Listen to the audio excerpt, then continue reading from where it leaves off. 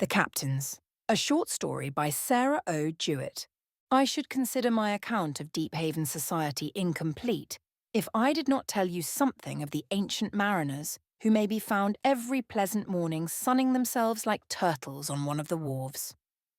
Sometimes there was a considerable group of them, but the less constant members of the club were older than the rest, and the epidemics of rheumatism in town were sadly frequent.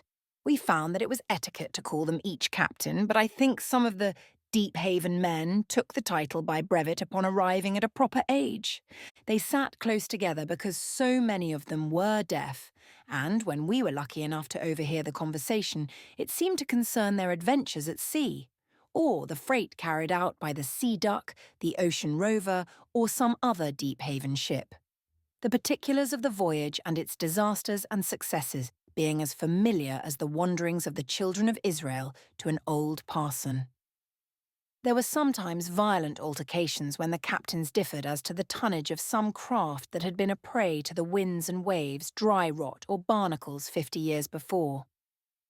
The old fellows puffed away at little black pipes with short stems and otherwise consumed tobacco in fabulous quantities. It is needless to say that they gave an immense deal of attention to the weather. We used to wish we could join this agreeable company, but we found that the appearance of an outsider caused a disapproving silence, and that the meeting was evidently not to be interfered with. Once we were impertinent enough to hide ourselves for a while just round the corner of the warehouse, but we were afraid or ashamed to try it again, though the conversation was inconceivably edifying. Captain Isaac Horn, the eldest and wisest of all, was discoursing upon some cloth he had purchased once in Bristol, which the shopkeeper delayed sending until just as they were ready to weigh anchor. "I happened to take a look at that cloth," said the captain in a loud, droning voice, "and as quick as I got sight of it, I spoke on pleasant of that swindling English fellow, and the crew, they stood back. I was dreadful high-tempered in them days, mind ye, and I had the gig manned. We was out in the stream, just ready to sail. 'Twas no use waiting any longer for the wind to change, and we was going north about. I went ashore, and when I walks into his shop, ye never see a creature so wilted. Ye see the miserable sculpin thought I'd never stop to open the goods, and it was a chance I did, mind ye. 'Law,' says he, grinning and turning the colour of a biled lobster, 'I s'posed you were a-standing out to sea by this time.' 'No,' says I, 'and I've got my men out here on the quay landing that cloth of yourn, and if you don't send just what I bought and paid for down there, to go back in the gig within 15 minutes, I'll take ye by the collar and drop ye into the dock.' I was twice the size of him, mind ye, and master strong. 'Don't ye like it?' says he, edging round. 'I'll change it for ye then.' Turble perlite he was. 'Like it?' says I. 'It looks as if it were built of dog's hair and divil's wool, kicked together by spiders, and it's coarser than Irish frieze, 3 threads to an armful,' says I. This was evidently one of the captain's favourite stories, for we heard an approving grumble from the audience. In the course of a walk inland, we made a new acquaintance, Captain Lant, whom we had noticed at church and who sometimes joined the company on the wharf. We had been walking through the woods, and coming out to his fields, we went on to the house for some water. There was no one at home but the captain, who told us cheerfully that he should be pleased to serve us, though his women folks had gone off to a funeral, the other side of the pint. He brought out a pitcher full of milk, and after we had drunk some, we all sat down together in the shade. The captain brought an old flag-bottomed chair from the woodhouse, and sat down facing Kate and me, with an air of certainty that he was going to hear something new and make some desirable new acquaintances, and also that he could tell something it would be worth our while to hear. He looked more and more like a well-to-do old English sparrow, and chippered faster and faster.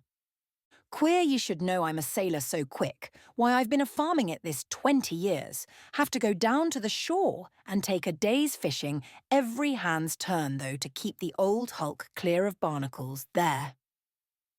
I do wish I lived nigher the shore, where I could see the folks I know and talk about what's been a-going on. You don't know anything about it, you don't. But it's trying to a man to be called Old Cap'n Lant, and so to speak, be forgot when there's anything stirring, and be called grandher by clumsy creatures going on 50 and 60 who can't do no more work today than I can.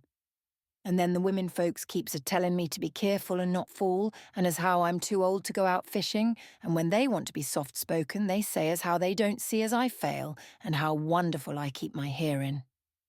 I never did want to farm it, but she always took it to heart when I was off on a voyage. And this farm, and some considerable means beside, come to her from her brother, and they all sought to and give me no peace of mind till I sold out my share of the Anne Eliza and come ashore for good. I did keep an eighth of the Pactolus, and I was ship's husband for a long spell, but she never was heard from on her last voyage to Singapore. I was the lonesomest man when I first come ashore that ever you see. Well, you are master hands to walk if you come way up from the Brandon house.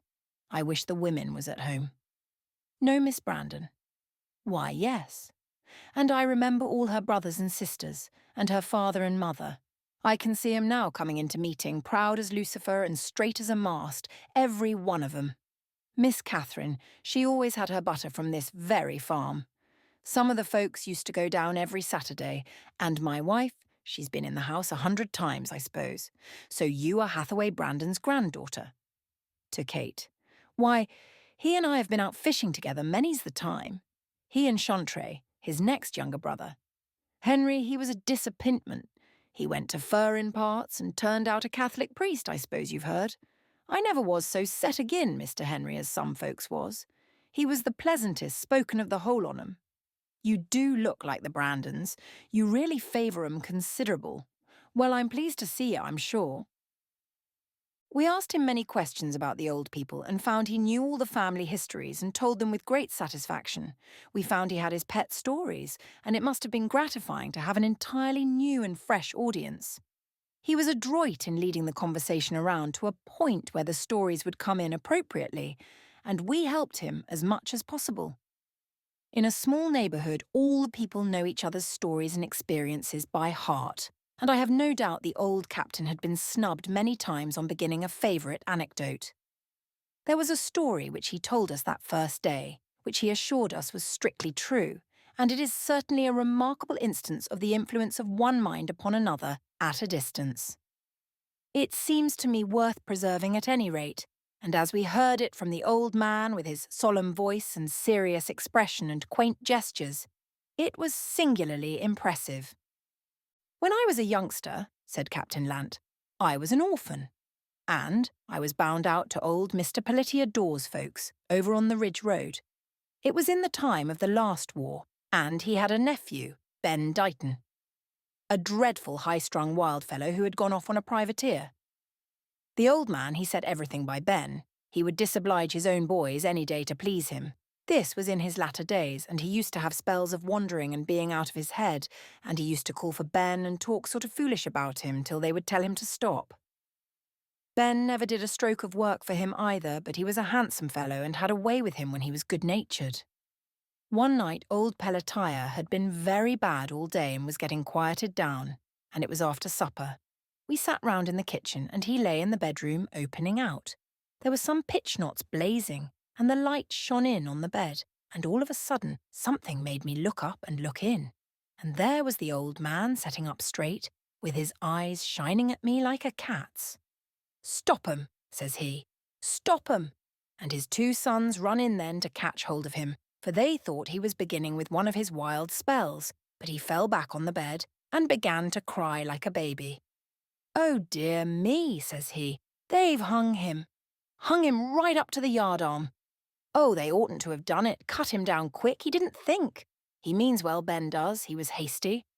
Oh my God, I can't bear to see him swing round by the neck. It's poor Ben hung up to the yardarm. Let me alone, I say." Andrew and Moses, they were holding him with all their might, and they were both hearty men, but he most got away from them once or twice, and he screeched and howled like a mad creature, and then he would cry again like a child. He was worn out after a while, and lay back quiet, and said over and over, "Poor Ben, and hung at the yard arm. And he told the neighbours next day, but nobody noticed him much, and he seemed to forget it as his mind come back. All that summer he was miserable, and towards cold weather he failed right along, though he had been a master strong man in his day, and his timbers held together well. Along late in the fall he had taken to his bed, and one day there came to the house a fellow named Sim Decker. A reckless fellow he was too, who had gone out in the same ship with Ben. He pulled a long face when he came in and said he had brought bad news. They had been taken prisoner and carried into port and put in jail, and Ben Dighton had got a fever there and died. "You lie," says the old man from the bedroom, speaking as loud and fierce as ever you heard. "They hung him to the yard arm." "Don't mind him," says Andrew. "He's wandering like, and he had a bad dream along back in the spring. I supposed he'd forgotten it." But the Decker fellow, he turned pale and kept talking crooked while he listened to old Pelatiah a-scolding to himself. He answered the questions the women folks asked him. They took on a good deal. But pretty soon he got up and winked to me and Andrew, and we went out in the yard. He began to swear, and then says he, "When did the old man have his dream?" Andrew couldn't remember, but I knew it was the night before he sold the grey colt, and that was the 24th of April. "Well," says Sim Decker, "on the 23rd day of April, Ben Dighton was hung to the yard arm, and I see him do it. Lord help him, I didn't mean to tell the women, and I supposed you'd never know, for I'm all the one of the ship's company you're ever likely to see."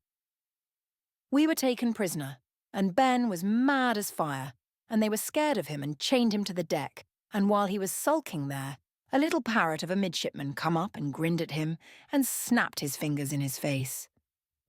And Ben lifted his hands with the heavy irons and sprung at him like a tiger, and the boy dropped dead as a stone, and they put the bight of a rope round Ben's neck and slung him right up to the yardarm, and there he swung back and forth until as soon as we dared one of us climb up and cut the rope and let him go over the ship's side, and they put us in irons for that. Curse 'em! How did that old man in there know? And he bedridden here, nigh upon 3,000 miles off, says he. But I guess there wasn't any of us could tell him, said Captain Lant in conclusion. It's something I never could account for, but it's true as truth. I've known more such cases. Some folks laughs at me for believing 'em. The captain's yarns, they calls 'em. But if you'll notice, everybody's got some yarn of that kind they do believe, if they won't believe yours. And there's a good deal happens in the world that's mysterious. Now, there was Widow Oliver Pinkham, over to the Pint, told me with her own lips that she— But just here we saw the captain's expression alter suddenly, and looked around to see a wagon coming up the lane. We immediately said we must go home, for it was growing late, but asked permission to come again and hear the Widow Oliver Pinkham's story.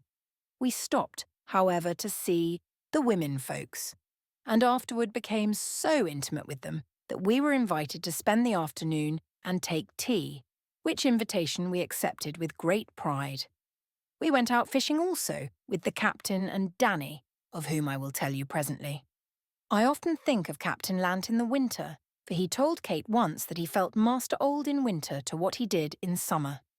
He likes reading, fortunately, and we had a letter from him, not long ago, acknowledging the receipt of some books of travel by land and water which we had luckily thought to send him. He gave the latitude and longitude of Deephaven at the beginning of his letter, and signed himself respectfully yours with esteem, Jacob Lant, condemned as unseaworthy.